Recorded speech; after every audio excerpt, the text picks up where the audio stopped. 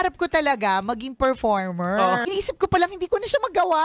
Stretch, Nicole, kakanta. Siguro ba yan? Si Nicole naman, ganyan. Meron akong USB lagi. Alam mo, frustration ko talaga yung maging singer. Yung kaya makipag-blending. Bibibrato. Ito, correct ka, diba?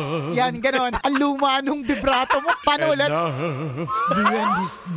Dati siguro kumakanta ka sa harap ng electric pan. Oo naman. Yun lang parang ko para mag-vibrato yung boses ko. Yung electric pan lang yung nagpapakulot ng boses ko. Yung boses mo. Gawa ganon. Parang noong 2024, yun yung marang iniisip ko na, ano pa kayo mga pwede pagkakitaan? Gusto ko talaga tong itry, pero parang feeling ko hindi ko kaya. Pag stand-up comedy, Hindi, try mo. iniisip ko palang hindi ko na siya magawa.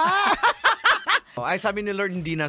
You can't have it all. Hindi mo nakakayanin. Sabi niya. Di ba sinabi mo yun? Kung nagsising and dance ka din, tatanggapin mo lahat ng racket hanggang isang araw may concert ka na sa lalamunan. Kasi hindi ako titigil kasi nga, yun nalaman kong, ganun binabayaran pala yung extra pag marunong mag-stand-up. Nag-iisip na ako ngayon. Pangarap ko talaga maging performer. Meron ako recording Just in case, bawa pilitin ako na sabihin, si Nicole naman, ganyan. Meron akong USB lagi.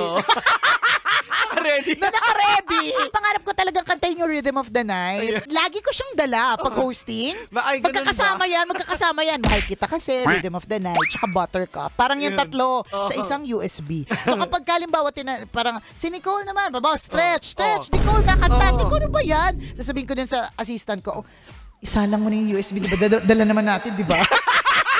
Track number 2.